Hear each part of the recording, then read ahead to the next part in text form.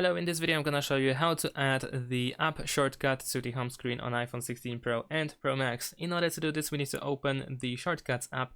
You can find it, for instance, in Utilities, in the folder Utilities, by default in the home screen, or of course by using the app library. And then over here you will find all these shortcuts that you can add.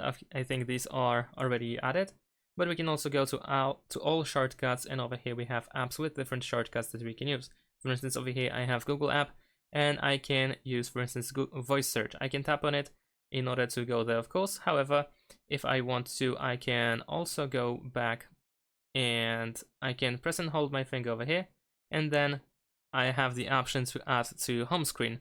Of course, I can also customize the appearance of the icon. I can even create my own, choose my own photo over here. But let's say we're gonna stick with something like this. We also have icons and so on and so forth. And we're gonna press add over here in the top right corner. And now if I go back, here we have the voice search. So this is how we can add shortcuts to the home screen in order to have quick access to some app features. Thanks for watching, leave a like and subscribe to my channel, and see you in my next videos. Bye!